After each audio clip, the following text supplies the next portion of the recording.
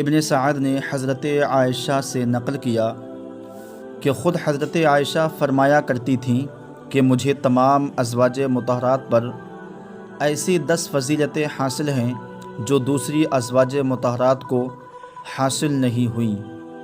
Number 1، حضور صلی اللہ تعالی علیہ وسلم نے میرے سوا کسی دوسری کنواری عورت سے نکاح نہیں فرمایا۔ نمبر 2، میرے سوا ازواج مطہرات میں سے کوئی بھی ایسی نہیں جس کے ماں باپ دونوں مہاجر ہوں۔ نمبر 3، اللہ تعالیٰ نے میری براءت اور پاک دامنی کا بیان آسمان سے قرآن میں نازل فرمایا۔ نمبر 4، نکاح سے قبل حضرت جبریل علیہ السلام نے ایک ریشمی کپڑے میں میری صورت لا کر حضور صلی اللہ علیہ وسلم کو دکھلا دی تھی اور آپ 3 راتیں مجھے خواب میں دیکھتے رہے۔ نمبر 5، میں اور حضور صلی اللہ علیہ وسلم ایک ہی برتن میں سے پانی لے لے کر غسل کیا کرتے تھے۔ یہ شرف میرے سوا ازواج مطہرات میں سے کسی کو بھی نصیب نہیں ہوا۔ نمبر 6، حضور اقدس صلی اللہ علیہ وسلم نماز تہجد پڑھتے تھے اور میں آپ کے آگے سوئی رہتی تھی۔ امہات المومنین میں سے کوئی حضور صلی اللہ علیہ وسلم کی اس کریمانہ محبت سے سرفراز نہیں ہوئی۔ نمبر 7، میں حضور صلی اللہ علیہ وسلم کے ساتھ ایک لحاف میں سوتی رہتی تھی اور آپ پر خدا کی وحی نازل ہوا کرتی تھی۔ یہ وہ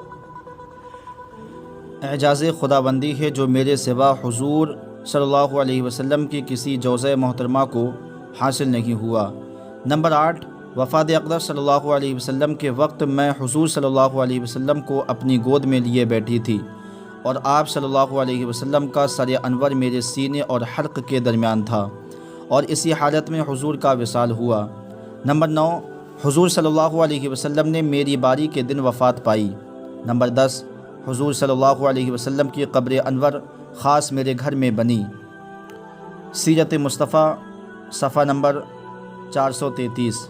رسول اللہ صلی اللہ علیہ وسلم نے فرمایا، ہم دنیا میں سب سے آخر میں آئے ہیں، لیکن کل حشر یعنی میدان یعنی آخرت میں جب سب کو جمع کیا جائے گا تو ہم سب سے پہلے زندہ کیے جائیں گے۔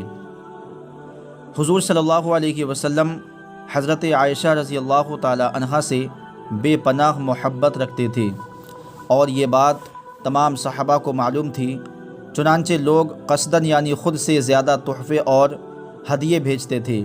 جس روز حضور صلی اللہ علیہ وسلم کی حضرت عائشہ کے یہاں قیام یعنی ٹھہرنے کی باری ہوتی تو ازواج مطہرات کو اس بات کا ملال نہیں ہوتا، لیکن کوئی ٹوکنے کی ہمت نہ کرتا۔ آخر سب نے مل کر حضرت فاطمہ کو راضی کیا تو حضرت فاطمہ حضور کی بارگاہ میں پیام لے کر گئیں کہ آپ صلی اللہ علیہ وسلم تمام بیویوں کے مقابلے میں حضرت عائشہ کی طرف زیادہ میلان اور توجہ رکھتے ہیں۔ تو آپ صلی اللہ تعالی علیہ وسلم نے فرمایا، اے میری بیٹی، جس کو میں زیادہ چاہتا ہوں کیا تم اس کو نہیں چاہو گی؟ حضرت فاطمہ کے لیے یہ کافی تھا اور وہ واپس چلی آئیں۔ ایک مرتبہ یہی بات حضرت ام سلمہ نے کہی تو آپ صلی اللہ تعالی علیہ وسلم نے فرمایا، عائشہ کے بارے میں مجھے پریشان نہ کرو، کیونکہ عائشہ کے علاوہ کسی اور کے لحاف میں مجھ پر وحی نہیں آئی۔ حضرت عائشہ رضی اللہ تعالی عنہا کا علمی مرتبہ۔ حضرت سیدہ عائشہ رضی اللہ تعالی عنہا کا علمی مقام و مرتبہ بہت بلند تھا۔ چند صحابہ کو چھوڑ کر تمام مرد و عورت پر انہیں فوقیت حاصل تھی۔ وہ بیک وقت قرآن کریم کی حافظہ، تفسیر و حدیث کی ماہر اور مشکل مسائل کو حل کرنے میں بے مثال ذہانت کی مالک تھیں۔ بڑے بڑے صحابہ ان سے شریعت کے احکام و مسائل معلوم کرتے تھے۔ حضرت ابو موسیٰ اشعری رضی اللہ تعالیٰ عنہ کا بیان ہے کہ جب بھی ہم لوگوں کے سامنے کوئی مشکل مسئلہ پیش آتا تو اس کا حل حضرت عائشہ سے معلوم کرتے اور وہ فوراً اس کا حل بتا دیا کرتی تھی۔ امام زہری فرماتے ہیں کہ اگر تمام مرد اور امہات المومنین کا علم جمع کیا جائے تو حضرت عائشہ کا علم ان سب سے زیادہ وسیع ہوگا۔ کہا جاتا ہے کہ دین کا چوتھائی حصہ انہی سے متعلق ہے۔ وہ دین اسلام اور شریعت کے احکام کو پھیلانا اور حضور صلی اللہ علیہ وسلم کی تعلیمات کو عام کرنا اپنی زندگی کا مقصد بنا لیا تھا۔ تقریباً 2210 احادیث ان سے مروی ہیں۔ بلا شبہ پوری امت پر ان کے بے پناہ احسانات ہیں، اسی وجہ سے انہیں محسن امت کہا جاتا ہے۔ سن 66 ہجری میں مدینہ میں انتقال فرمایا اور رات کے وقت جنت البقیع میں دفن ہوئیں۔ اللہ تعالیٰ انہیں پوری امت کی طرف سے بہترین بدلہ عطا فرمائے، آمین۔ آندھی آنے کی خبر دینا۔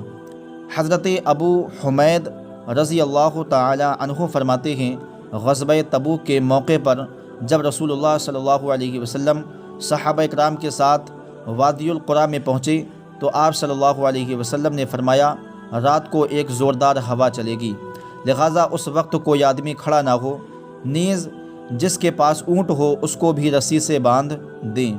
چنانچہ رسول اللہ صلی اللہ علیہ وسلم کے فرمان کے مطابق رات کو بہت زور سے ہوا چلی اور ایک آدمی کھڑا ہو گیا تو ہوا نے اس کو اٹھا کر جبل طیہ میں گرا دیا۔ مسلم شریف 4147 عن ابی حمید۔